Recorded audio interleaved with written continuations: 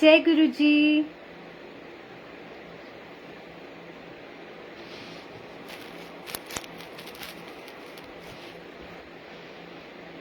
जय गुरु जी। संगत जी जल्दी जल्दी से जुड़ जाइए।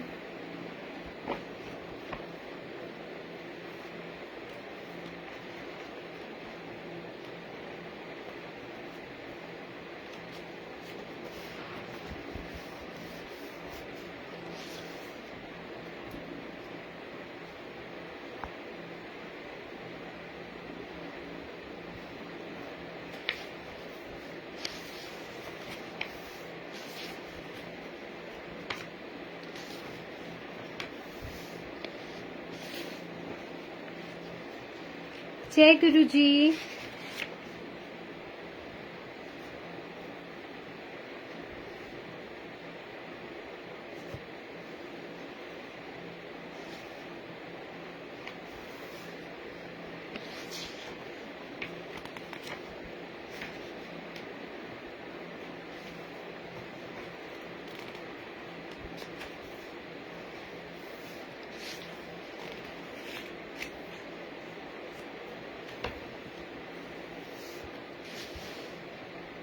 जय गुरु जी। संगत जी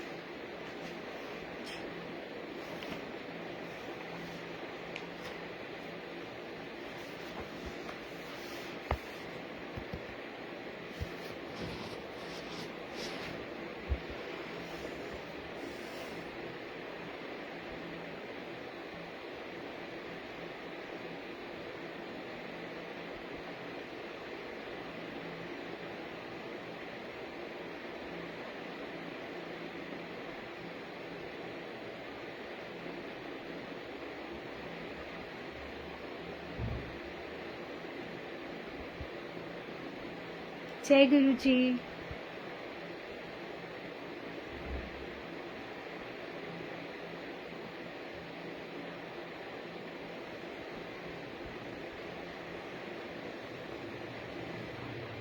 संगत जी मेरी आवाज आ रही है तो प्लीज एक बारी कमेंट सेक्शन में बता दीजिए कि मैं ऑडिबल हूं कि नहीं। जय गुरु जी।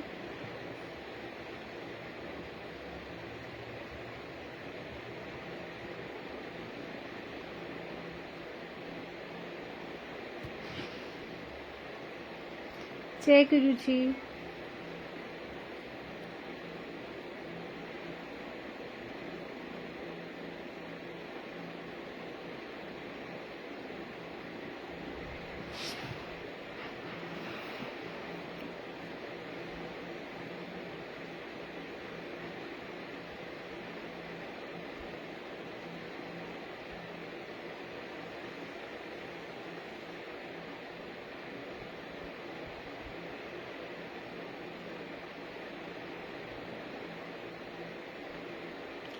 जय गुरु जी। संगत जी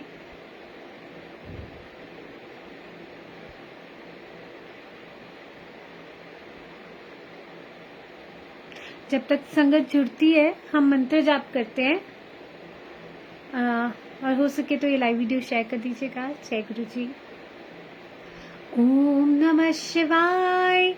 शिव जी सदा सहाय। ओम नमः शिवाय। गुरु जी सदा सहाय। ओम नमः शिवाय। शिव जी सदा सहाय। ओम नमः शिवाय। गुरु जी सदा सहाय। ओम नमः शिवाय। शिव जी सदा सहाय। ओम नमः शिवाय। गुरु जी सदा सहाय। ओम नमः शिवाय।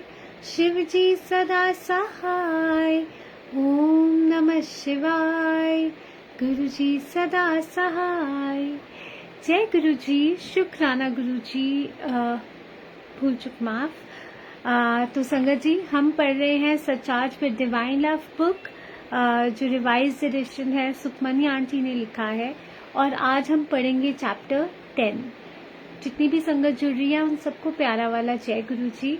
और हो सके तो ये लाइव वीडियो शेयर कर दीजिएगा संगत के साथ। जय गुरु जी। तो chapter 10, Guru ji stay in Chandigarh.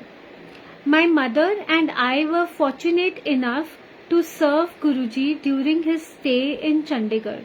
It was then that I had the opportunity to observe him from close quarters. What people in general saw were probably his silken robes and assumed he liked luxury and comfort. But what we saw was completely different. The silk robes were given to him by his disciples, some as a thank you for saving someone's life, or maybe on the marriage of their children. These dresses he wore once or twice and then gave them away as prasad to any one of his many followers. He had absolutely no possessions of his own except a shaving kit, which too was given by someone. He ate simple food, half of which he distributed among those sitting around him. Every night we would prepare his bed on the floor, for he never slept on the bed. Having been his disciple for many years before this, I had never seen this side of him. His simplicity, humility and innocence put many of us to shame. तो संगत जी aunty और उनकी मम्मा को बहुत वो काफ़ी fortunate थे कि जब गुरुजी चंडीगढ़ में रहने आए तो उनको उनके साथ कुछ वक्त रहने का मिला. और आंटी कहती तब जो वो अपॉर्चुनिटी मुझे मिली क्लोज क्वार्टर से, वहाँ से मैं ऑब्जर्व करती थी कि गुरुजी एक्चुअल में कैसे हैं. जो संगत ने देखा, जो लोगों ने देखा, उन्होंने बस देखा कि गुरुजी के महंगे महंगे चोले, और सबको यही लगता था कि गुरुजी को लग्जरी पसंद है, कंफर्ट पसंद है. पर जो आंटी कहती हमने देखा वो बिल्कुल डिफरेंट था. जो सिल्क रोब्स, जो गुरुजी को चोले होते थे, वो गुरुजी संगत के थ्रू उनको मिले जाते थे वो चोले.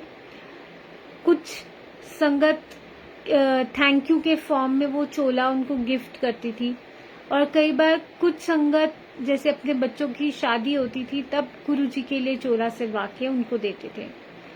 और वो ड्रेसेस, वो चोले गुरुजी ने सिर्फ एक या दो बारी पहने होते थे, और गुरुजी संगत को वो बांट देते थे. अपने ही जो संगत होती थी उनमें से किसी न किसी को प्रसाद के रूप में वो दे देते थे. गुरुजी के पास अपना कुछ भी नहीं था, कोई पोजेशंस नहीं थी कि वो बोल सके कि ये गुरुजी की है, सिवाय एक शेविंग किट के. वो भी उनको किसी ने दी थी, बट उनके पास सिर्फ एक वही पोजेशन थी, शेविंग किट. गुरुजी बहुत सिंपल खाना खाया करते थे, और उससे भी ज्यादा वो थोड़ा सा खाते थे और बाकी सब डिस्ट्रीब्यूट कर देते थे संगत में. जो भी उनके आसपास बैठा होता था गुरुजी के, वो सबको प्रसाद के रूप में दे देते थे और सिर्फ थोड़ा सा खाते थे. एवरी नाइट, हर रात को गुरुजी का जो बेड होता था वो जमीन पर प्रिपेयर किया जाता था. गुरुजी जमीन पर सोते थे. वो कभी भी बेड पे नहीं लेटे हैं, बेड पे नहीं सोए हैं, हमेशा जमीन पर ही लेटे हैं. उनका नीचे गद्दा लगता था, वो जमीन पर सोते थे. ये सब आंटी ने देखा अपनी आंखों से. आंटी गुरुजी की बहुत अच्छी, बहुत टाइम से जैसे उनको फॉलो कर रहे थे. पर ये जो साइड था गुरुजी का, ये जब वो इतने पास रही हैं तब उन्होंने गुरुजी का ये साइड देखा कि गुरुजी ऐसे हैं, हमारे इतने सिंपल कि जमीन पर गद्दा बिछाकर वहाँ पे लेटते हैं, वहाँ सोते हैं. एंड इतनी सिंप्लिसिटी है गुरुजी की के अंदर. और गुरुजी इतने सिंप्लिसिटी और इतना नीवापन और भोलापन कि दुनिया कितनी समझदार बनती है. और गुरुजी उनके अंदर इतने भोले भाव से अपने आप को रखते हैं और पर्दा भी डाल देते हैं, कल्याण भी कर देते हैं, किसी को पता भी नहीं लगने देते और ऐसा महसूस कराते हैं अरे मैं तो तुम्हारे जैसा ही हूँ. तो इतना भोलापन उनके अंदर। कि आंटी कहती हम जैसे को शर्म आना चाहिए कि हम कैसे हैं, हमारी गुरु कितने सिंपल हैं, कितना ह्यूमिलिटी है, मतलब बहुत ज्यादा हम्बल है। हम में वो है, हमें अपने आप को हमें क्वेश्चन करना है ये कि क्या हम ऐसे हैं। I remember an incident where Guruji was distributing chapatis during a stopover at his village. One chapati fell down, and as many as my mother lifted it up to put it aside, he told her not to throw it and that he would eat it himself. Such was his humility and kindness. He never ate before his Sangat and never let anyone go without feeding them. No one was allowed to put money on at his feet, like it is usually done in India, as a sign of respect to a saint. Whatever gifts he received from the Sangat, he would further distribute them. He kept nothing with himself. तो संगत जी, aunty को एक incident याद आ गया। गुरुजी चपातियाँ संगत को distribute कर रहे थे और अपने डुगरी पिंड के आसपास, अपने विलेज के आसपास ही वो कहीं पे रुके थे और वो संगत को या लोगों को चपातियाँ दे रहे थे।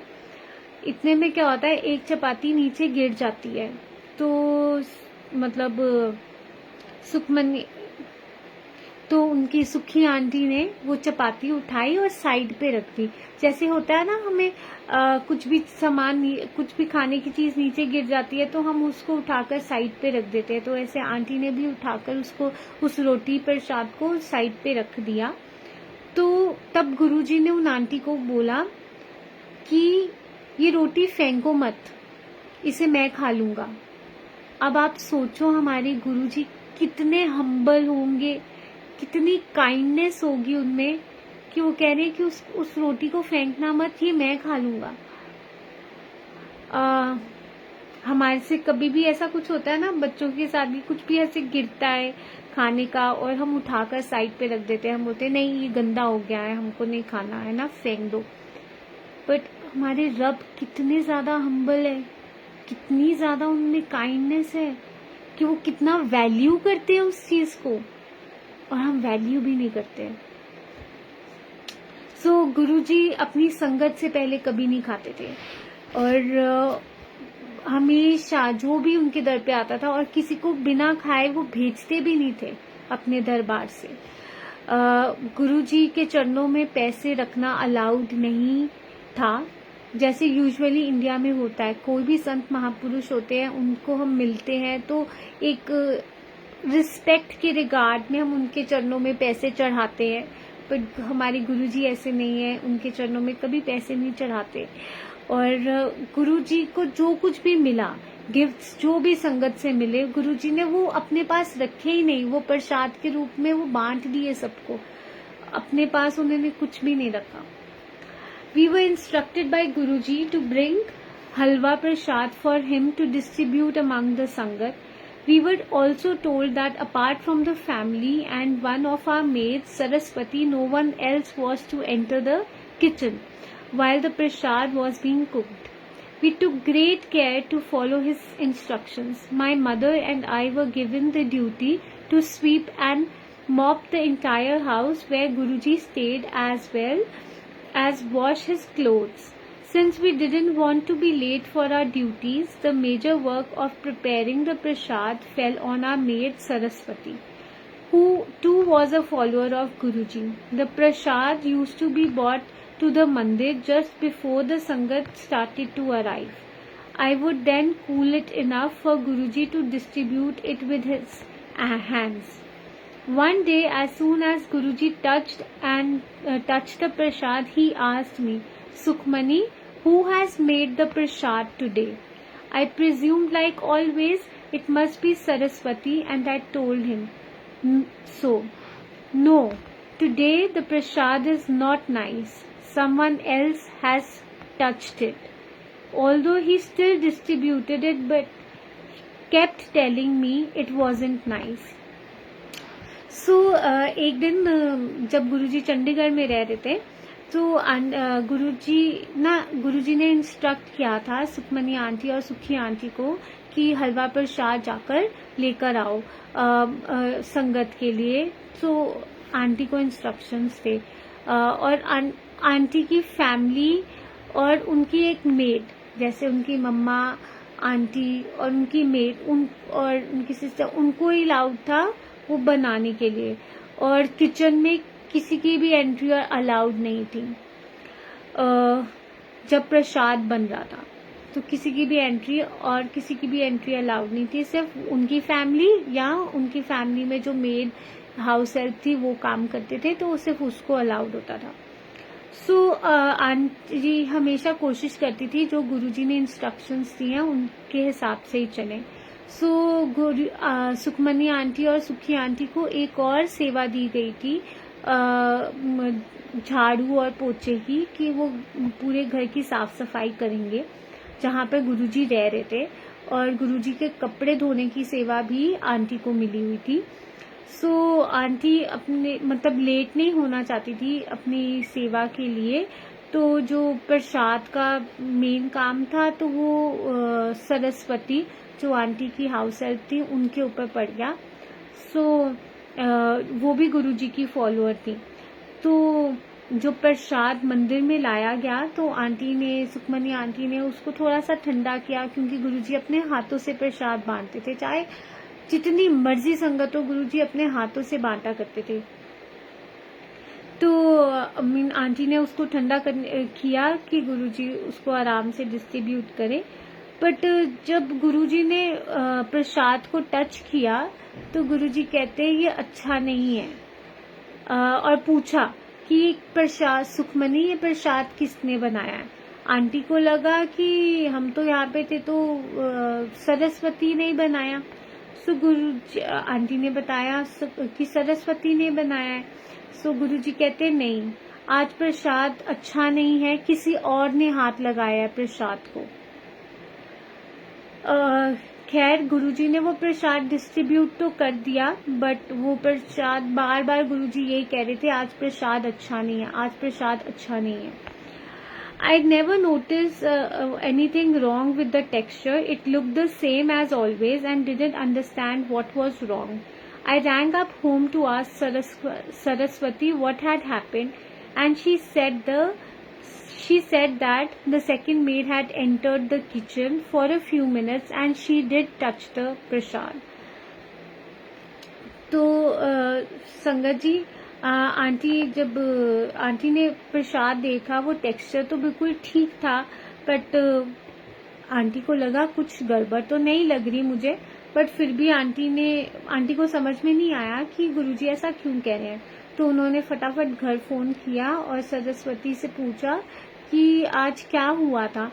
तो उसने बोला कि मैं कुछ टाइम के लिए, है ना, उसने कहा कि आज दूसरी मेड भी आई थी और वो किचन में आई और उसने प्रसाद को टच किया था।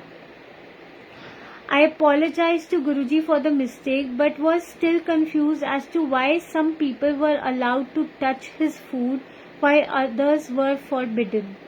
Sensing my dilemma, he said, "ਅਸੀਂ ਹਰ ਕਿਸੇ ਦੇ ਹੱਥ ਦਾ ਖਾਣਾ ਨਹੀਂ ਖਾ ਸਕਦੇ। ਕਿਸੇ ਦੀ ਵਾਈਬ੍ਰੇਸ਼ਨਸ ਨੈਗੇਟਿਵ ਹੁੰਦੀ ਹੈ ਤੇ ਖਾਣਾ ਬਣਾਉਣ ਦੇ ਟਾਈਮ ਉਹ ਵਾਈਬ੍ਰੇਸ਼ਨਸ ਖਾਣੇ ਦੇ ਵਿੱਚ ਆ ਜਾਂਦੀਆਂ ਹਨ। ਮੈਂ ਹਰ ਕਿਸੇ ਦੇ ਘਰ ਵੀ ਨਹੀਂ ਖਾ ਸਕਦਾ। ਕਈ ਲੋਕਾਂ ਦੇ ਪੈਸਾ ਸਖਤ ਹੁੰਦਾ ਹੈ। ਸਿਰਫ ਮੈਨੂੰ ਹੀ ਪਤਾ ਹੈ ਕੌਣ ਮੇਰਾ ਖਾਣਾ ਬਣਾ ਸਕਦਾ ਹੈ। A Mahapurush cannot eat food prepared from just any hand. Some people have negative vibrations, which while cooking goes into the food. That food then harms us. Also, I can't eat food from certain families, even though they may be very nice. Only I know who can prepare my food and who cannot. तो aunty ने गुरुजी को apologise किया mistake के लिए, but aunty confuse थी कि कुछ लोगों को अलाउड है किचन में जाना, किचन की सेवा करना, गुरुजी का खाना बनाने की, बट कुछ लोगों को अलाउड नहीं है। बट ऐसा क्यों? सो आंटी के मन में जो ये क्वेश्चन चल रहा था, गुरुजी तो जान ही जाने, वो हमारे मन के थॉट्स पढ़ लेते हैं, तो गुरुजी ने वो सुन लिया और आंसर किया कि गुरुजी हर किसी दे हथ का खाना नहीं खा सकते, क्योंकि हर किसी दी वाइब्रेशंस पॉजिटिव नहीं हुंदी, नेगेटिव भी हुंदी है। सो गुरुजी ने कहा कि किसी किसी दी वाइब्रेशंस नेगेटिव हुंदी है, ਤਾਂ ਖਾਣਾ बनान दे टाइम वो वाइब्रेशंस उस खाने दे विच जांदी है। सो और गुरुजी ने ये भी कहा कि गुरुजी हर किसी दे घर विच भी खाना नहीं खा सकते, क्योंकि लोगों का पैसा सख्त हुंदा है, कई लोगों का बेईमानी से पैसा कमाना कई लोगों का वो भी होता है। तो वो गुरुजी कहते हैं सिर्फ मैनू पता है कौन मेरा खाना बना सकता है, चाहे वो लोग जितने मर्जी भी अच्छे हों।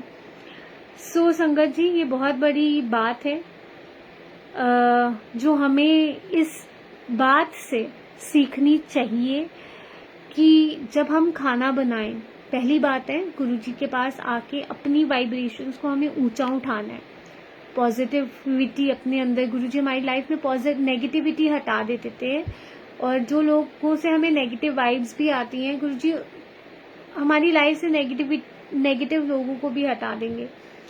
बट गुरुजी आपको मौका देते हैं पॉजिटिव होने का, पॉजिटिव सोच रखने का, और पॉजिटिविटी एक चॉइस है। आपको हर रोज नेगेटिविटी तो अपने आप ही आपके पास आ जाएगी, गॉसिप के रूप में, निंदा के रूप में, किसी ना किसी रूप में, जेलेसी के रूप में, कुछ ना कुछ किसी वे से नेगेटिविटी आपके पास आ ही जाएगी। तो पॉजिटिव रहना आपकी चॉइस है। आप बीमार हो और फिर भी आप पॉजिटिव हो कि यार कुछ भी तो नहीं हुआ, मैं ठीक हूँ, गुरुजी हैं साथ, अभी ठीक कर देंगे, है ना। एंड आई नीड टू, हो सकता है ये मेरे कुछ कष्ट हैं जो मुझे भोगने हैं, बट आपकी सोच पॉजिटिव है। आपने देखा है कुछ लोग बीमार होते हैं पर वो बहुत जल्दी रिकवर कर लेते हैं, क्योंकि उनकी सोच बहुत पॉजिटिव होती है। कुछ डॉक्टर्स, आपको पता है, कई डॉक्टर्स से मिलकर हमें बड़ा अच्छा लगता है, क्योंकि वो बातों बातों से हमको ठीक कर देते हैं। अरे कुछ नहीं हुआ, कुछ भी नहीं है, बस थोड़ी बहुत सैर कर, ये कर, वो कर। हमारे एक डॉक्टर है, वो ना बहुत हंसाते हैं, इतना हंसाते हैं ना, कह रही कुछ भी तो नहीं है तुझे। कभी भी मैं जाती हूँ ना कुछ है, तो वो डॉक्टर हमेशा, आदि तो आप उनकी बातों से ही ठीक हो जाते हो कि आपको ऐसा कुछ है ही नहीं है। सो बहुत इम्पोर्टेंट है पॉजिटिविटी अपने अंदर लेकर आना, और इस बात से ये समझना कि हमारी वाइब्रेशंस खाने के अंदर जाती हैं। जब भी हम खाना बनाते हैं, सो आप जिस भावना से बनाओगे, वो भावना, वो आपके भाव उस खाने के अंदर जाएंगे।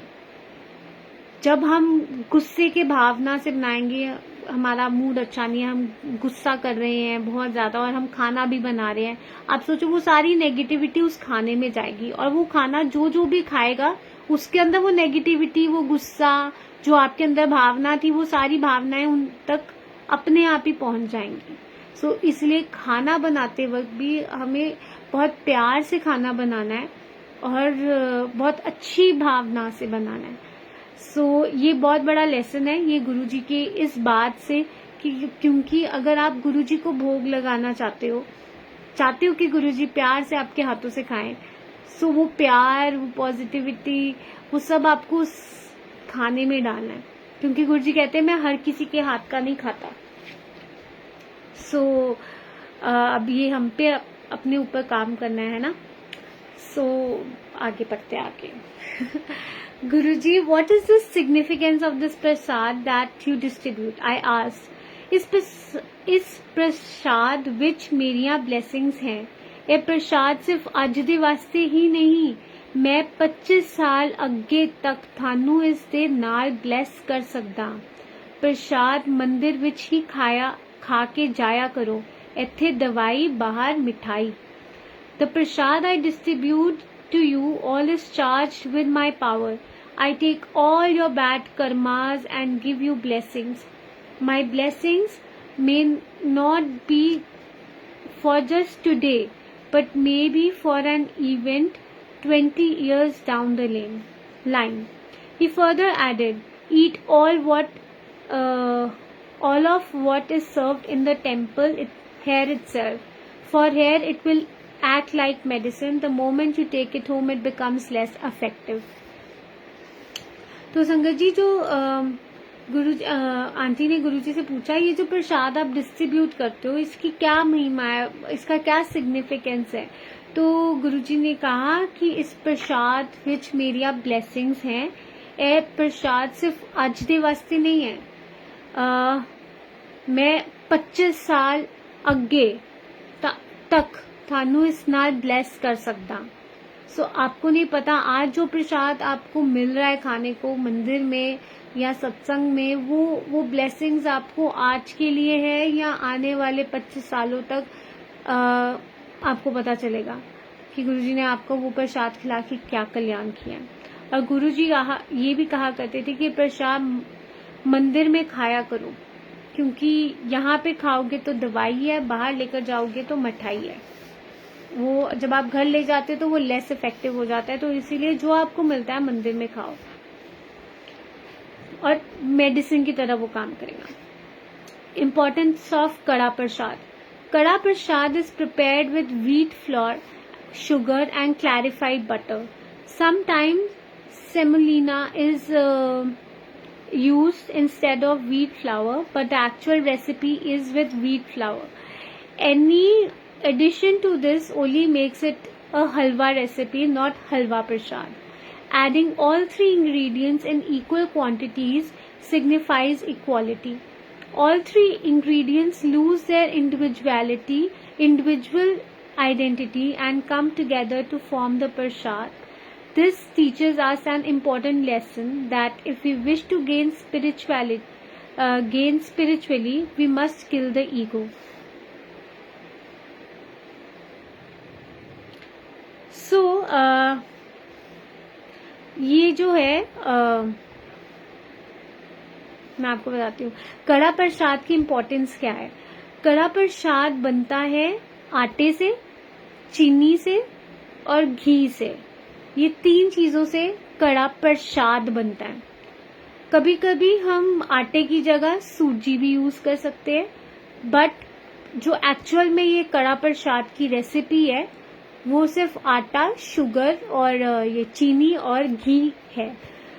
इसके अलावा आप इसके अंदर कुछ भी एक्स्ट्रा डालोगे वो एक रेसिपी बन जाएगी हलवा की, प्रसाद की नहीं। बट जो प्रसाद बनता है वो सिर्फ 3 चीजों से बनता है, आटा, चीनी और घी। इसके अलावा आप कुछ ना डालें। जैसे बहुत कई बार होता है ना, हम बादाम डाल ले, काजू डाल ले, किशमिश डाल ले, ये सब एक आपकी स्वीट डिश की रेसिपी बन जाएगी, बट वो प्रसाद नहीं बनेगा। तो जो प्रसाद होता है उसके अंदर सिर्फ ये 3 चीजें होती हैं, एंड पानी ऑफ कोर्स। और ये तीनों चीजें इक्वल क्वांटिटी में होती हैं, जो सिग्निफाई करता है इक्वालिटी। और एक्चुअल में इसके पीछे ना एक बहुत प्यारी सी कथा मैंने ना पढ़ी भी थी, और आंटी ने जो बहुत ब्यूटीफुल लिखा कि ये तीनों इंग्रेडिएंट्स अपने आप की इंडिविजुअल आइडेंटिटी को छोड़कर इकट्ठे मिलते हैं प्रसाद बनाने के लिए। और ये क्या हमको सिखाता है, बहुत लाइफ का बहुत इम्पोर्टेंट लेसन, कि जो हमें स्पिरिचुअली आगे बढ़ने में बहुत मदद करता है, कि अगर हमें स्पिरिचुअली आगे बढ़ना है तो हमें अपनी ईगो को मारना पड़ेगा। अगर हम अपनी ग्रोथ चाहते हैं, स्पिरिचुअली ग्रो करना चाहते हैं और रब के करीब आना चाहते हैं, तो हमें अपनी ईगो को मारना पड़ेगा, अपनी मैं को मारना पड़ेगा। जैसे आटा बनता है गेहूं से।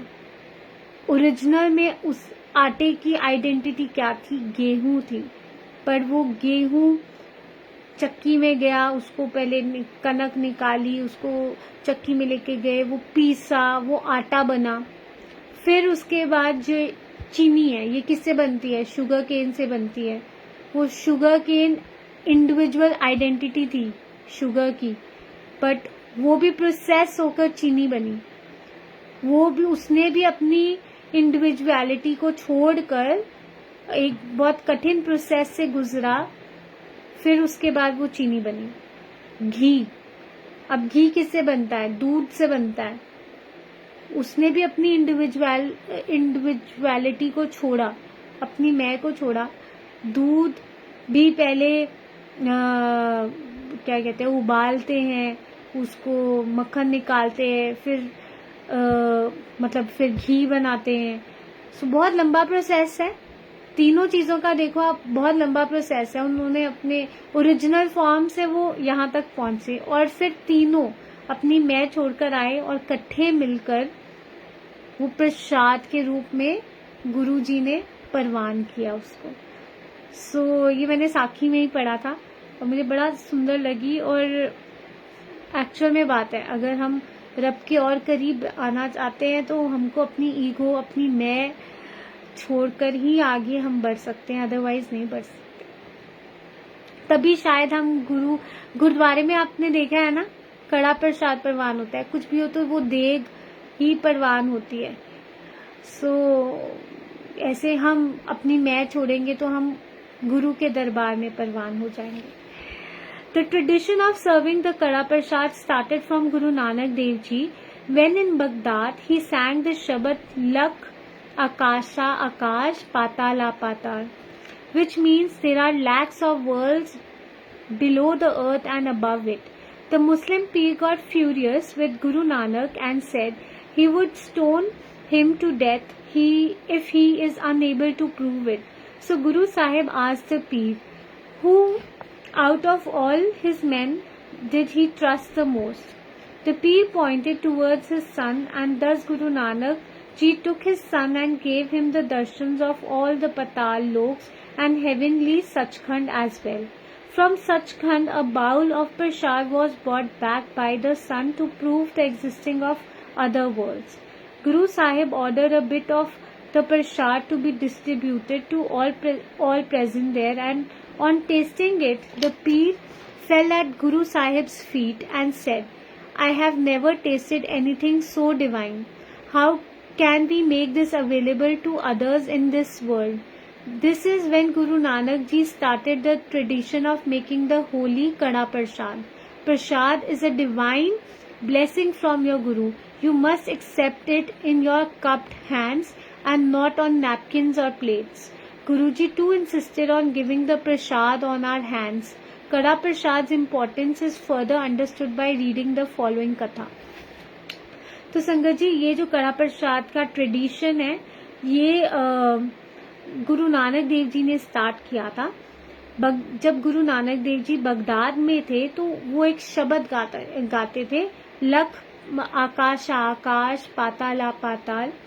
सो ये लाइन्स आप जपजी साहिब में आप पढ़ सकते हो। सो इसका मतलब ये है कि ये इस क्या कहते हैं, धरती के नीचे और धरती के ऊपर lacs and lacs of worlds है एक्चुअली। सो वो जो मुस्लिम वहाँ पे एक मुस्लिम पीर था, वो बहुत हैरान था, फ्यूरियस था जानने के लिए गुरु नानक देव जी की इस बात को सुनकर। तो उन्होंने कहा कि वो उनको मार देंगे, he would stone him to death, वो उनको पत्थर मारते रहेंगे, if he is unable to prove it, कि वो उनका कत्ल कर देंगे अगर उन्होंने जो ये बात कही है वो प्रूव नहीं कर पाए। तो गुरु साहिब ने क्या किया, उस पीर से पूछा कि तुम अपने आदमियों में से, अपनी जो भी संगत है यहाँ पे, उनमें से किसको सबसे ज्यादा विश्वास करते हो, ट्रस्ट करते हो? तो उन्होंने अपने बेटे की तरफ उंगली करी। सो गुरु नानक देव जी उनके बेटे को लेके गए और उस बेटे को सारे दर्शन करा दिए, पाताल लोक के भी और सचखंड के भी। तो सचखंड में जब दर्शन किए तो सचखंड में वहां पर एक कटोरी बाउल में ये कड़ा प्रसाद उनको मिला। सो वो प्रसाद वो उनका बेटा अपने साथ लेकर आया, क्योंकि गुरु नानक देव जी वो टेस्ट कराना चाहते थे पीर को भी, एज ए प्रूफ बताने के लिए कि ये एग्जिस्ट करता है। सो वो कटोरी लेकर आए और उन्होंने वो उस पीर को भी कड़ा प्रसाद खिलाया। तो वो जो फकीर था वो गुरु साहिब के चरणों में गिर गया और उसने बोला कि मैंने आज तक इतना डिवाइन कुछ टेस्ट नहीं किया, इस दुनिया में हम लोगों को ये कैसे खिला सकते हैं। तो मतलब गुरु नानक देव जी ने यहाँ पे ये प्रथा फिर ये ट्रेडिशन स्टार्ट किया होली कड़ा प्रसाद बनाने का। और ये प्रसाद एक ब्लेसिंग है आपके गुरु की तरफ से। आपको इसको हमेशा दोनों हाथ ऐसे कप्ड हैंड्स में लेना चाहिए और ना कि नैपकिन्स या प्लेट्स में। गुरुजी भी इंसिस्ट करते थे संगत को हमेशा कड़ा प्रसाद वो अपने हाथों से दिया करते थे। तो कड़ा प्रसाद की जो इम्पोर्टेंस है ये आगे कथा आंटी ने लिखी है, उससे आपको और इस बात की इम्पोर्टेंस पता चलेगी कि कड़ा प्रसाद क्यों जरूरी है। Two men are traveling to meet their guru when on the way they stop at a holy gathering. There they are served kada prasad. They both don't eat it and think of offering it to their guru. So they tie it in a piece of cloth and carry on traveling. At night when they stop to rest, they notice that their prasad is missing. They thought it may have slipped out of the cloth, but the knot was still intact. Feeling confused, they reached their guru the next day and narrate the whole incident to him. The guru then explained to them that they made the mistake of not eating the prasad. He further explained that there are various entities in the atmosphere that are dying to eat prasad because they know that even by eating a small grain of it, it will free them from their miseries. This is how important prasad is. तो दो लोग अपने travel कर रहे थे अपने गुरु से मिलने के लिए। तो रास्ते में उन्होंने होली गैदरिंग मतलब जहाँ पे संगत होती है तो वहाँ पे वो किसी जगह पे रुके और वहाँ पे उनको कड़ा प्रसाद मिला गया। तो उन दोनों ने नहीं खाया और उन दोनों ने एक कपड़े में उसको बांधकर अपने पास रख लिया कि हम जब गुरु से मिलेंगे तो उनको ये देंगे, वो खाएंगे। तो पर जब वो अपना ट्रैवलिंग करते रहे, रात हो गई, वो कहीं पे रुके रेस्ट करने के लिए और उसके बाद उन्होंने नोटिस किया कि जो प्रसाद था वो गायब हो गया। अब वो बहुत कंफ्यूज हो गए कि उनको लगा कि हो सकता है वो स्लिप हो गया रहेगा, वो कपड़े से निकल गया होगा बाहर। पर जब उन्होंने गांठ देखी वो कपड़े की नॉट तो बंधी हुई थी।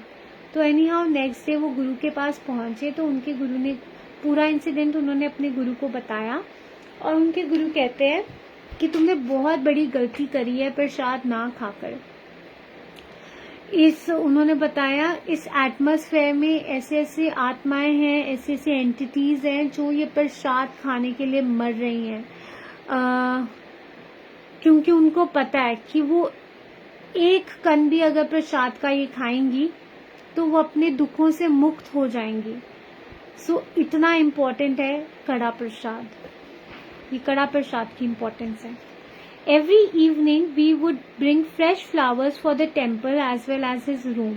I soon noticed that the ones in the temple stayed fresh for at least 3-4 days, while the ones in his room had to change every day as they would get burned. Not able to stop myself, I asked him, Guruji, why do the flowers in your room get burned around the edges while the ones in the hall remain fresh for many days? ਸਾਡੇ ਵਿੱਚ ਜਿਹੜੀ power ਹੈ ਉਹ ਅੱਗ ਦੇ ਗੋਲੇ ਵਾਂਗੂ ਹੈ। ਜਦੋਂ ਮੈਂ ਮੈਡੀਟੇਸ਼ਨ ਵਿੱਚ ਬੈਠਦਾ ਹਾਂ ਇੰਨੀ ਪਾਵਰ ਪ੍ਰੋਡਿਊਸ ਹੁੰਦੀ ਹੈ ਕਿ ਸਾਨੂੰ ਓਵਰਫਲੋ ਕਰਨੀ ਪੈਂਦੀ ਹੈ। ਇਸ ਹੀਟ ਨਾਲ ਤੇਰੇ ਫੂਲ ਮੁਰਝਾ ਜਾਂਦੇ ਹਨ। ਜਦੋਂ ਮੈਂ ਸੰਗਤ ਵਿੱਚ ਆਸਨ ਤੇ ਬੈਠਦਾ ਹਾਂ ਉਸ ਵਕਤ ਮੈਂ ਤੁਹਾਡੇ ਸਾਰਿਆਂ ਉੱਤੇ ਉਸ ਪਾਵਰ ਨੂੰ ਉਡੇਲਦਾ ਹਾਂ। The power in me is like a ball of fire.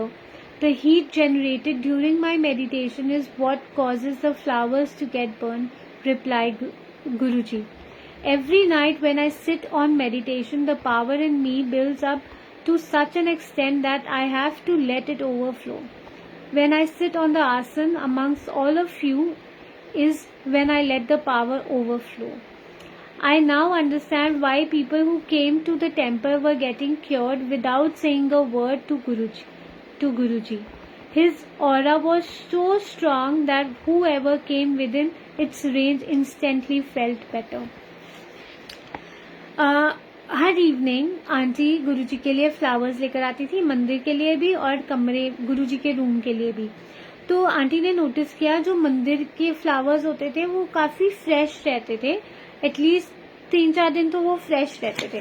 पर जो गुरुजी के कमरे के फ्लावर्स थे वो मतलब हर रोज चेंज करने पड़ते थे, क्योंकि वो हर रोज मर जाते थे, बर्न हो जाते थे. सो आंटी से रहा नहीं गया. आंटी ने गुरुजी से पूछा कि गुरुजी मैं आपके लिए जो फ्लावर्स लेकर आती हूँ वो एजेस में वो सारे बर्न हो जाते हैं, ऐसा क्यों होता है, और जो मंदिर में होते हैं फ्लावर्स वो सही रहते हैं, फ्रेश रहते हैं. तब गुरुजी ने बोला कि जब वो गुरुजी मेडिटेशन करते हैं, गुरुजी की पावर, गुरुजी के अंदर इतनी पावर है कि आग के गोले की जैसे इतनी पावर. सो गुरुजी कहते हैं कि साडे विच जेड़ी पावर है वो अग दे गोले वांगू है, आग के गोले की तरह उनके अंदर पावर है. और गुरुजी कहते हैं जदों मैं मेडिटेशन विच बैठदा हां इन्नी पावर होर प्रोड्यूस हो जाती है कि सानू ओवरफ्लो करनी पैंदी है, कि इस करके तेरे फूल मरझा जाते हैं.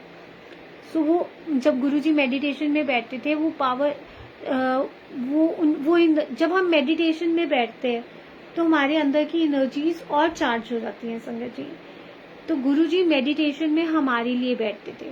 वो जब कष्ट अपने ऊपर लेते थे, अपने शरीर के ऊपर लेते थे. बहुत संगत का आपने सुना होगा सत्संग की गुरुजी कैंसर, दांत का दर्द, सिर का दर्द, ये वो गुरुजी अपने ऊपर ले लेते थे. सो गुरुजी को भी तो हीलिंग्स चाहिए, तो गुरुजी मेडिटेट करते थे. और किसके लिए करते थे? हमारे लिए करते थे. वो तो ठीक हो सकते हैं पर वो ह्यूमन चोले में थे ना. तो गुरुजी मेडिटेशन में बैठते थे और उस टाइम पे वो पावर इतनी ज्यादा प्रोड्यूस होती थी. तो गुरुजी कहते कि वो जो कमरे में हर एक चीज में इतनी एनर्जी आ जाती थी कि वो जो फ्लावर्स है वो बर्न हो जाते थे. और फिर गुरुजी कहते कि वो पावर मुझे संगत में, जब मैं संगत में बैठता हूँ तो मुझे तुम सबके ऊपर वो पावर गिरानी पड़ती है. जब गुरुजी पूरी संगत को सिर्फ देखते थे, वो देखने से ही वो सारी एनर्जी, वो पावर ओवरफ्लो कर देते थे संगत के ऊपर. तो आंटी को तब समझ में आया कि क्यों कुछ लोग बिना कहे वो गुरुजी से बात भी नहीं करते पर वो बिल्कुल ठीक हो जाते हैं, उनकी सारी बीमारियां ठीक हो जाती हैं बिना कुछ कहे. सो गुरुजी का ऑरा इतना स्ट्रांग था कि कोई भी उनके ऑरा में आता था वो इंस्टेंटली ठीक हो जाता था, बेटर फील करने लगता था. फिर गुरुजी ने कहा पानी, चाय, लंगर और प्रसाद विच मेरी पावर है, जो मिलदा है खाई चलो, मना ना करो, कदे भी प्रसाद नू बंडना नहीं. जो प्रसाद थानू मिलिया है उसनू तुसी ही खाना है. जे बंडोगे ता ना तुहाडा भला होवेगा ना जिसनू दिता उसदा. The water or the tea that you drink here, the langar and the prasad are all infused with my power, so never refuse anything that gets served here, said Guruji. And most importantly, never share your prasad with anyone. What I give you is for you alone and not for anyone else. If you share it, then neither you nor the person you share it with gets benefited. It is then that I understood the importance of everything that got served in the temple. What others thought to be normal tea and food were actually divine amrit. तो गुरुजी ने ये भी कहा संगत जी कि पानी, चाय, लंगर या और कोई भी प्रसाद हो जो तुहानू मिल, उस दे विच पावर है. जो मिलता है उसको खाई चलो, मना ना करो. गुरुजी कहते और कभी भी प्रसाद नहीं बांटना चाहिए. जो थानू मिला है वो तुहाडा ही ब्लैसिंग्स है. जे तुसी वंडोगे ਤਾਂ ਨਾ ਤੁਹਾਡਾ ਭਲਾ ਹੋਏਗਾ ना किसी ਹੋਰ ਦਾ ਭਲਾ होएगा। जो आपको मिला है, आपको खाने को मिला है, वो आपको ही खाना है। आप किसी के साथ शेयर मत करो, क्योंकि वो आपकी ब्लेसिंग्स हैं। ये मैं नहीं बोल रही संगत जी, ये गुरुजी बात बोल रहे हैं। और तब आंटी को समझ में आया कि हर एक चीज़ की बहुत इम्पोर्टेंस है। आपको जो भी कहा गुरुजी कह रहे हैं, मतलब जो लोग कुछ लोग समझते थे कि मंदिर में चाय मिल रही है, खाना मिल रहा है, पर वो एक्चुअल में डिवाइन प्रसाद है, डिवाइन अमृत है। So ever since I met Guruji for the first time, I was aware of a beautiful fragrance that came from him. I used to wonder if it was something that Guruji used, maybe a perfume, but could never quite understand. Each time I pressed his feet, the fragrance would start coming from my hands as well. Everything he touched would become fragrant. Each morning when Guruji got up from meditation, I would go into his room to clean it, and the fragrance would be so strong that I sometimes had difficult breathing. It was as if 100 bottles of perfume had been broken in that room. Being the curious person that I am, I just had to know the source of this beautiful fragrance. I asked him, Guruji, what is this beautiful fragrance all around you? He laughed at my foolishness and said, it's not perfume. So aunty जब से गुरुजी से मिली है ना first time से, तो aunty ने एक खुशबू महसूस करी जो गुरुजी से आती थी। और आंटी हमेशा सोचती थी कि गुरुजी ने कोई परफ्यूम लगाया, बट एक्चुअल में समझ नहीं पाती थी। तो हर बारी आंटी जब प्रेस करती थी गुरुजी के चरण, तो आंटी के हाथों में भी खुशबू आ जाती थी। तो एक दिन गुरुजी जब अपनी मेडिटेशन से उठे, तो अपने आंटी उनके कमरे में जाने लगी कमरा साफ करने के लिए, और वो फ्रेग्रेंस इतनी ज़्यादा स्ट्रॉन्ग थी कि आंटी को सांस लेने में भी दिक्कत हो रही थी। ऐसे लग रहा था कि जैसे मतलब बहुत सारी बॉटल्स मतलब परफ्यूम की एक साथ टूट गई हैं उस कमरे में, इतनी ज़्यादा फ्रेग्रेंस थी। सो आंटी बहुत क्यूरियस पर्सन है। सो आंटी ने ना आंटी को जानना था ये सोर्स क्या है इतनी सुंदर खुशबू का। सो आंटी ने गुरुजी से पूछा कि ये जो फ्रेग्रेंस आपके आसपास आती है ये भाई कौन सी है बताओ। तो गुरुजी हंसने लगे और गुरुजी कहते हैं ये परफ्यूम नहीं है। I felt a bit sheepish but I had to probe. Then what is it? Guruji, please tell me, why was the room so fragrant when I entered it in this morning? Guruji then explained, एक खुशबू मेरी body ਦੇ natural ਖੁਸ਼ਬੂ ਹੈ। ਕਰੋੜਾਂ ਅਰਬਾਂ ਮਹਾਪੁਰਸ਼ਾਂ ਵਿੱਚੋਂ ਕਿਸੇ ਇੱਕ ਵਿੱਚ ਹੀ ਖੁਸ਼ਬੂ ਹੁੰਦੀ ਹੈ। शिव जी ਵਿੱਚ ਇਹ ਖੁਸ਼ਬੂ ਹੈ। This fragrance is in my body. One in a billion Mahapurush will have this fragrance. Lord Shiva has it. At that time, I never understood the importance of what he had just told me. He then made me smell his hands, his feet, and the fragrance was divine. In the same room where Guruji meditated, there was a photograph of his feet kept on a wooden niche. So, संगत जी, aunty को जब गुरुजी ने बोला ये perfume नहीं है, तो aunty को था कि मुझे फिर भी पूछना है कि ये क्या था गुरुजी, फिर भी बताओ। तो आंटी ने पूछा कि गुरुजी ये क्या था, प्लीज़ बताओ, मुझे जानना है कि जब मैं आपके कमरे में आई आज सुबह तो इतनी खुशबू कहाँ से आ रही थी। तब गुरुजी ने एक्सप्लेन किया कि ये खुशबू उनकी बॉडी की नेचुरल खुशबू है जो करोड़ों अरबा महापुरुषों में किसी एक में आती है। और गुरुजी कहते हैं शिव जी में ये खुशबू है। सो आंटी तो नहीं समझ पाए कि उस दिन गुरुजी ने क्या कहा उनको, बट गुरुजी ने उनको अपने हाथ और पैर उनको बोला स्मेल कर, और वो जो फ्रेगरेंस थी वो इतनी ज़्यादा डिवाइन थी। और सेम उसी कमरे में जहाँ पे गुरुजी मेडिटेशन कर रहे थे, गुरुजी का एक ना वुडन वो था टेबल वहाँ पे, और गुरुजी का वहाँ पे स्वरूप लगा हुआ था चरणों का। Sukhmani, look at that photograph. Every day Amrit flows out of it. I got up to see the photograph, but I couldn't see the Amrit flowing. I did, however, notice that the photograph, although laminated, was getting puffed up as if due to moisture. I was asked to smell it, and sure enough, the photograph had the same fragrance. Every day when I entered his room to clean it, I would first go to the photograph hoping to see the Amrit flow.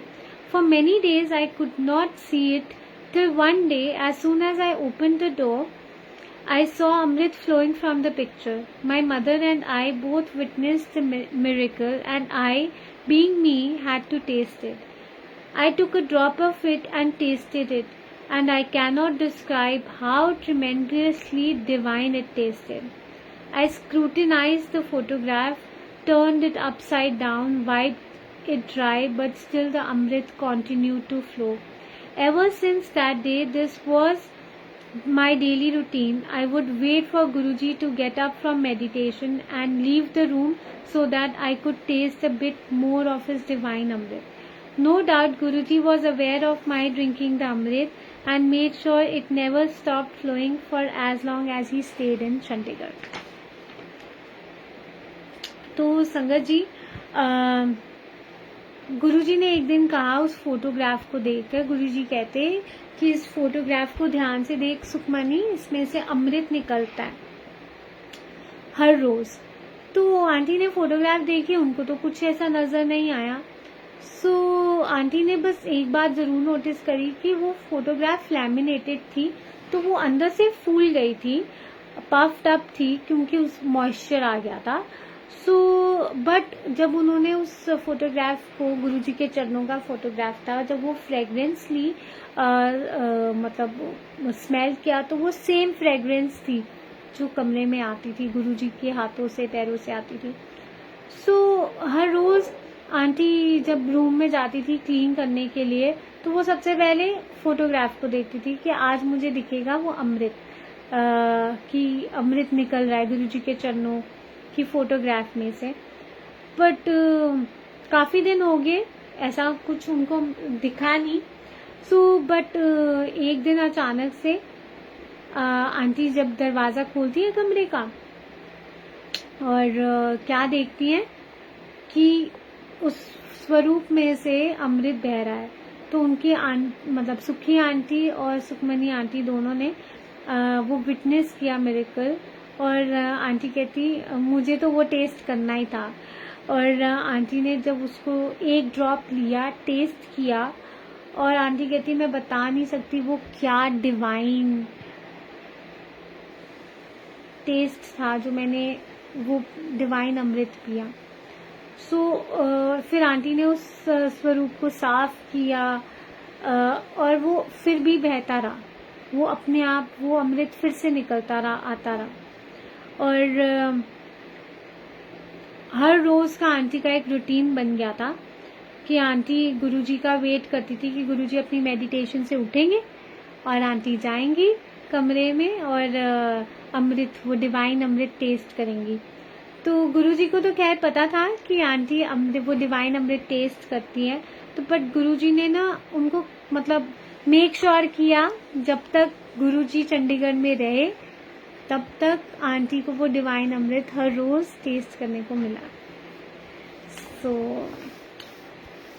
One day as I entered Guruji's room to clean it, I noticed a yellow patch on the green colored carpet. Assuming someone had dropped something, I began to scrub the patch vigorously. Then Guruji walked into the room. What happened? Asked Guruji. Guruji, there is a yellow patch on your carpet that I am trying to clean, but it's not going. Oh, that patch got burned last night. Therefore, it's discolored. Now touch it and see. I have just taken out Amrit from the patch as well. Although I was scrubbing the area with a dry cloth, the patch now was wet. I smelled it and it had the same divine fragrance of his Amrit. The patch remained fragrant as long as Guruji was in Chandigarh.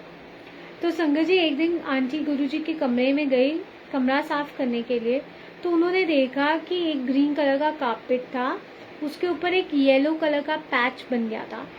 Aunty को लगा कि किसी ने उसके ऊपर कुछ गिरा दिया है, तो आंटी वो स्क्रब करने लगी उस पैच को बहुत ज़ोर ज़ोर से। तो उसी टाइम गुरुजी कमरे में आए और गुरुजी ने पूछा क्या हुआ। तो आंटी कहती है कि गुरुजी ये येलो कलर का पैच आपके कारपेट पे आ गया है, तो मैं बस इसको साफ करने की कोशिश कर रही हूँ पर ये जा नहीं रहा है। तो गुरुजी कहते ओ ये पैच ये तो डिसकलर्ड हो गया है, लास्ट नाइट ये बर्न हो गया था तो अब ये डिसकलर्ड हो गया है। बट गुरुजी कहते अब उसको टच कर और देख मैंने उसमें से अमृत निकाल दिया है। सो आंटी तो पहले वो सूखे कपड़े से साफ कर रही थी, पर जब अब आंटी ने टच किया तो वो गीला था। सो आंटी ने वो स्मेल किया और उसमें भी सेम वही फ्रेग्रेंस आ रही थी वो डिवाइन अमृत की जो गुरुजी ने उनको टेस्ट कराया था। और वो जब तक गुरुजी उस चंडीगढ़ में रहे थे, उस घर में रहे थे, वो पैच जो कारपेट पे था उसमें वैसी ही खुशबू आती रही। After cleaning the temple and Guruji's chamber, I would then wash his clothes. Needless to say, Jai Guruji, sorry, Sangat ji. Needless to say, his clothes too were drenched in divine Amrit and had the same fragrance. I tried washing them till the fragrance could go, but that was just my stupidity. The more I washed them, the stronger the fragrance grew. No matter though how many waters I took them out of, the fragrance remained. No perfume could pass this test. So Guruji aunty कहती मैं मंदिर साफ करने के बाद, गुरुजी के कमरा साफ करने के बाद हमारी ड्यूटी थी गुरुजी के चोला साफ करने की, धोने की। तो गुरुजी के कपड़ों में भी वो डिवाइन अमृत था और वो सेम फ्रेग्रेंस थी। तो आंटी उसको अच्छे से धोती थी जब तक वो फ्रेग्रेंस चली ना जाए। ये आंटी कहती मेरी स्टुपिडिटी थी, बट जितना आंटी उन कपड़ों को और धोती थी वो फ्रेग्रेंस और ज़्यादा बढ़ने लग जाती। तो आंटी कहती मैं न जाने कितनी बारी पानी में से मैंने निकाल लिया, बट वो फ्रेग्रेंस वैसी की वैसी ही रही। आंटी कहती कोई भी परफ्यूम ऐसा नहीं है जो इस टेस्ट को पास कर सके। I always had a habit of collecting things that Guruji discarded. Things like a plaster on his finger, seeds of fruit that he ate, or an old towel or old glasses. I soon had a bag full of things belonging to Guruji. I would replace his toothbrushes sooner than they needed changing and keep the old ones. I even collected the dust that got swept out of his room. For me, even that was more precious than anything in the world. I was known as the little thief in Guruji's मंदिर। So aunty की ना एक habit थी, गुरुजी की कोई भी चीज़ होती थी ना, गुरुजी वो उठा लेती थी और छुपा लेती थी अपने पास। जैसे कोई भी गुरुजी ने चीज़ें डिस्कार्ड कर दी हैं, जैसे अगर गुरुजी के हाथ में चोट लगी है तो प्लास्टर लगाया है तो गुरुजी वो फेंक देते थे, तो आंटी वो अपने पास रख लेती थी। फिर गुरुजी जो फ्रूट्स खाते थे उन फ्रूट्स में से जो बीज निकलते थे, जैसे एप्पल्स में होता है और भी कितने फ्रूट्स हैं, वाटरमेलन में होता है और भी कितने फ्रूट्स हैं ना जिनमें बीज ऐसे होता है, तो जो गुरुजी खाते थे उनमें से फ्रूट्स में से जो भी बीज निकलते थे आंटी वो उठाकर संभाल कर अपने पास रख लेती थी। गुरुजी का पुराना टावल, गुरुजी के पुराने glasses,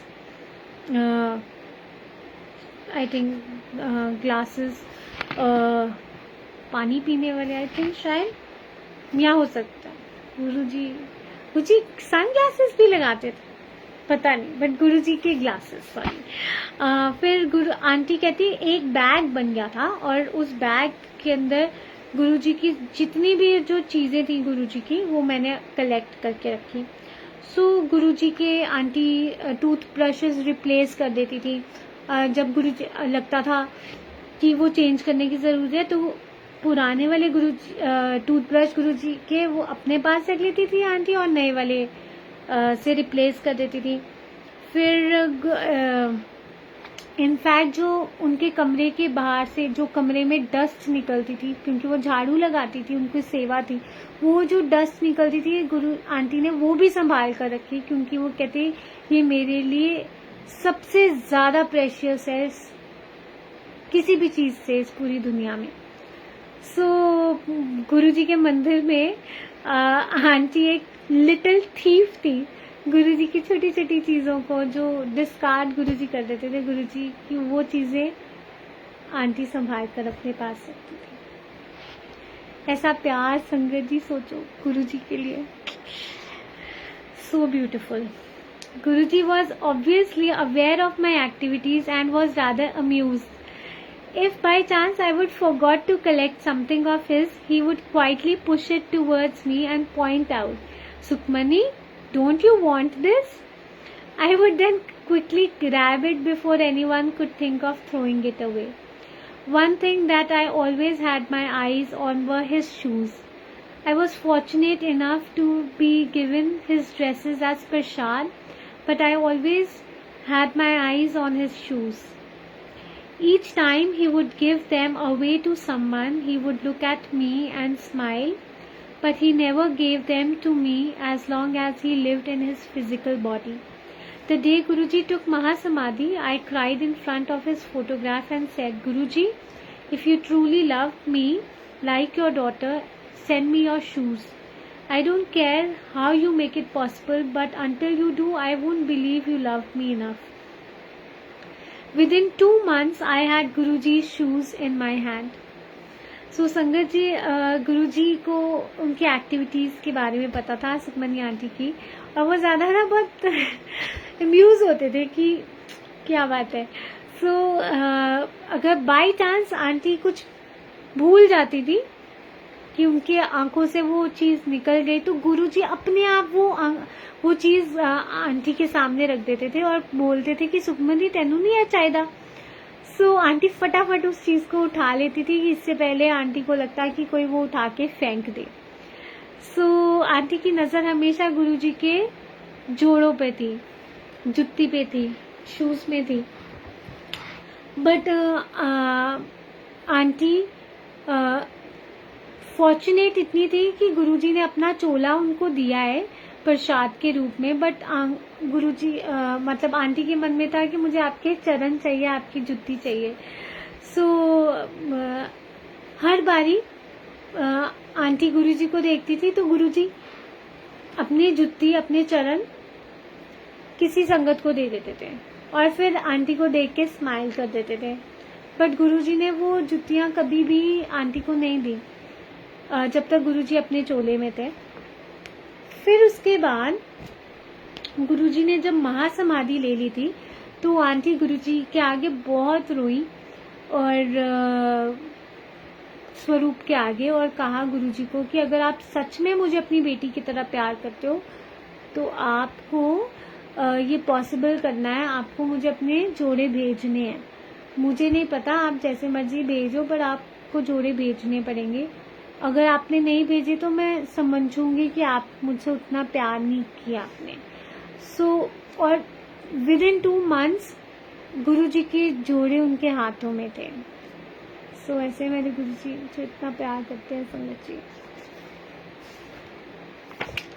for a short period Guruji switch from wearing silk dresses to cotton ones.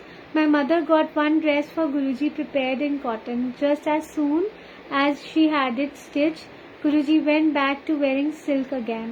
Feeling a bit ashamed of presenting him with an ordinary cotton dress, my mother decided not to give it to him. One night I saw Guruji in telepathy and he asked me to bring to him the cotton dress that my mother had got stitched for him. I managed to convince my mother to give it to him, but instead she just quietly kept the dress in his room. While giving us leave for the day, he told us to come the next day at 2 p.m. On reaching the temple at 2 p.m. as instructed, we were told that Guruji had gone out and had instructed us to wait. Within 10 minutes, Guruji walked in wearing the cotton dress that my mother had got made for him. A guru doesn't see the value of a gift offered by the disciple. What he does, however, see is the love and intention with which it is offered.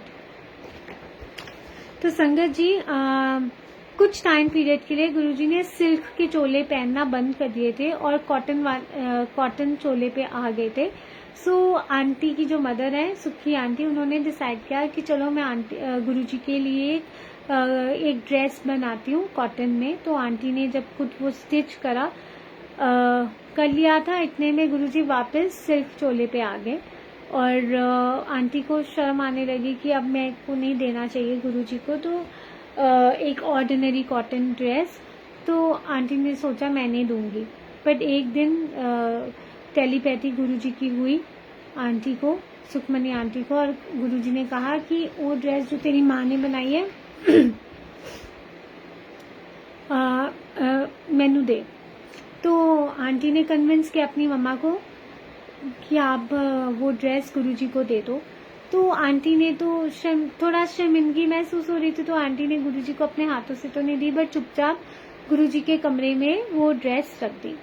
अब next day क्या होता है, गुरुजी ने एक दिन के लिए aunty को छुट्टी दे दी और कहा कि अगले दिन 2 बजे आना. जब अगले दिन टेम्पल 2 बजे आंटी पहुंची थी, तब गुरुजी कहीं बाहर गए हुए थे और उनको इंस्ट्रक्शंस मिली कि वहां बैठ के मंदिर में बैठ के वेट करो.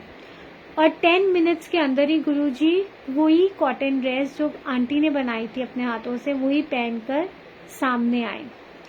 सो गुरु आपकी जो आप उनको अर्पित करते हो वो वैल्यू नहीं देखता कि उस गिफ्ट की वैल्यू क्या है, बट वो आपके भाव जरूर देखते हैं. आपके सच्चे और प्योर भाव ही उनको चाहिए, आपका प्यार चाहिए.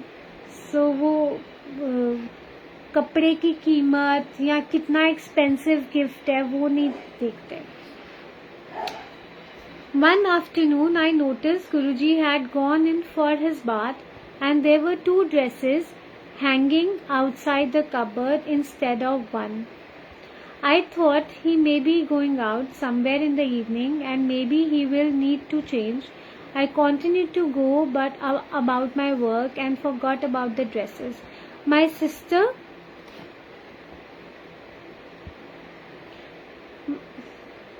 was visiting the mandir that day and Guruji called her inside and asked me to bring tea for her. Just as I handed her the glass of tea, she knocked the glass and spilled all the tea onto Guruji's dress. Guruji very calmly looked at me and said, "तू सोचती सी ना 2 dress क्यों? हुन जा ते दूजी dress लेके आ. You were wondering why I had 2 dresses hanging today. Now go and bring me the second dress." As he changed and sat down, I asked Guruji, "आपको पता था चाय गिरेगी? You knew that the tea will be spilled on your dress today?"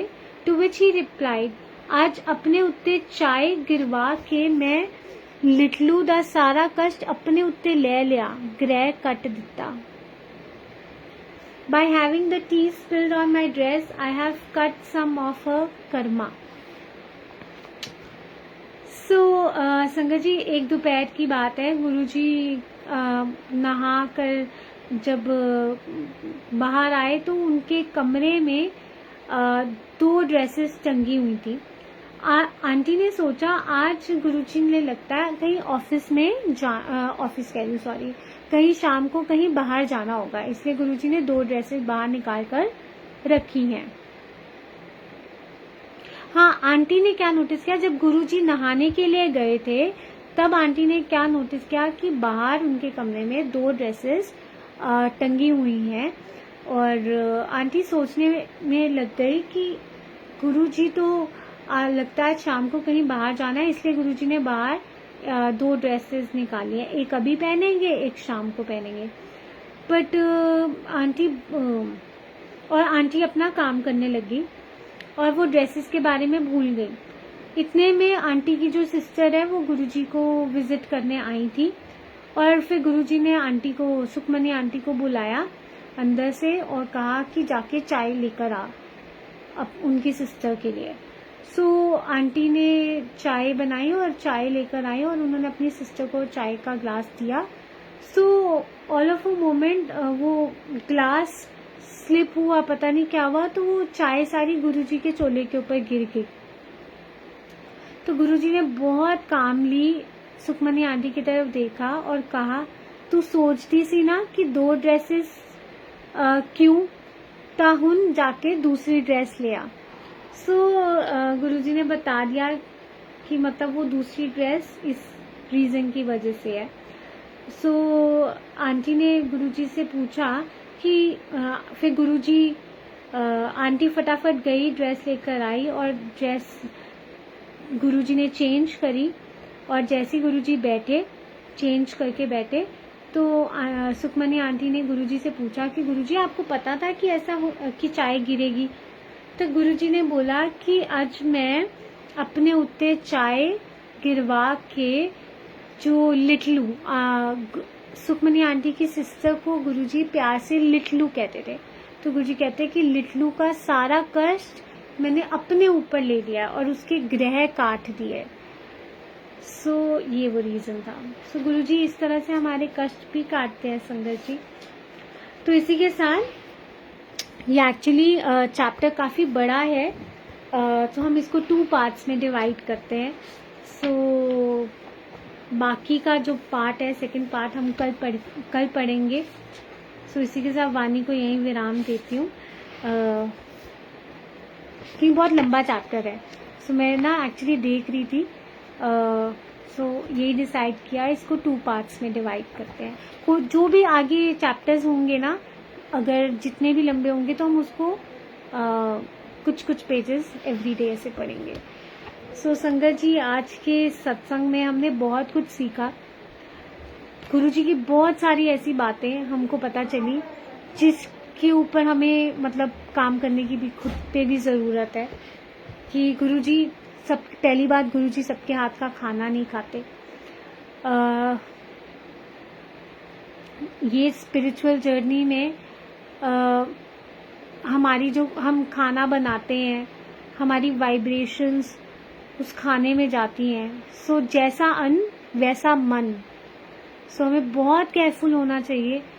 हम daily की life में भी, ये तो यहाँ पे बात थी गुरुजी के भोग लगाने की है संगत जी, कि गुरुजी सबके हाथ का नहीं खाते, बट गुरुजी हमको इस बात से, अगर हम इस बात की गहराई में जाएं, तो वो हमको ये बात समझा रहे हैं कि जो खाना आप बनाते हो वो तुम्हारे ऊपर असर करता है। सो आप जिस भावना से वो खाना बनेगा, वही वैल्यूज, वही वाइब्रेशंस हमारे अंदर जाएंगी। सो इस बात का हमें अपने अपने घरों में बहुत ख्याल रखना है कि जो भी हम डेली में भी हम अपना खाना बनाते हैं, बहुत प्यार से बनाएं और प्यार से खाएं। जब भी खाना खाएं तो भी हम प्यार से खाएं, क्योंकि वो सब आपकी सोल पे भी बहुत अफेक्ट करता है। सो ये बात आज हमने सीखी। फिर गुरुजी की फ्रेग्रेंस, कि गुरुजी एक्चुअल में शिवजी हैं। उन्होंने वो इन शॉर्ट में बता दिया था कि ये जो बहुत सारे महापुरुष, करोड़ों अरबा महापुरुषों में से किसी एक में ये खुशबू आती है और ये शिवजी जी में खुशबू होती है। तो गुरुजी ने साक्षात इससे बताया कि वो महाशिव हैं, उनमें वो फ्रेग्रेंस है, सब में वैसे नहीं आती। वो अमृत फ्लो करना, कड़ा प्रसाद की इम्पोर्टेंस संगत जी, कि कड़ा प्रसाद क्यों इतना इम्पोर्टेंट है और हमें अपनी ईगो छोड़कर आना है। सो बहुत सारी चीज़ें हैं संगत जी आज जो हमने सीखी। लंगर प्रसाद की इम्पोर्टेंस की, जो गुरुजी कहते हैं जो भी आपको मिल रहा है वो यहीं पे खाओ और मंदिर में खाओ। घर लेकर जाओगे तो वो मिठाई बन जाएगी और यहाँ पे मंदिर में खाओगे तो वो आपकी दवाई होगी। सो ये सारी बातें जो गुरुजी ने अपने मुख से कही हैं, इन सब पे हमें चलना है संगत जी, तभी शायद हम एक्चुअल में गुरुजी को फॉलो करेंगे, नहीं तो अदरवाइज तो हम सिर्फ सुन रहे हैं, है ना। सो संगत जी, इसी के साथ मैं अपनी वाणी को यहीं विराम देती हूँ।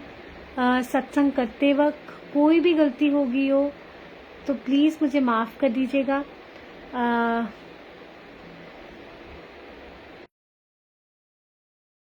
गुरुजी, बस गुरुजी के साथ डायरेक्ट कनेक्शन बनाइए, खुश रहिए, हंसते रहिए, पॉजिटिव रहिए और अपना ख्याल रखिएगा। जय गुरुजी। कल मिलते हैं सुबह 11 बजे इसी चैप्टर के नेक्स्ट पार्ट से। सो जय गुरुजी। जितनी भी संगत है जुड़ रहे हैं उन सबको प्यारा वाला जय गुरुजी। सॉरी संगत जी, मैं किसी के कमेंट्स नहीं पढ़ पा रही हूँ, यहाँ पे कमेंट सेक्शन ऑफ है, इसीलिए कमेंट्स नहीं मुझे शो हो रहे, पर जितनी भी संगत जुड़ी है उन सबको प्यारा वाला जय गुरुजी। सो मिलते हैं कल 11 बजे, तब तक के लिए जय गुरुजी, शुक्राना गुरुजी।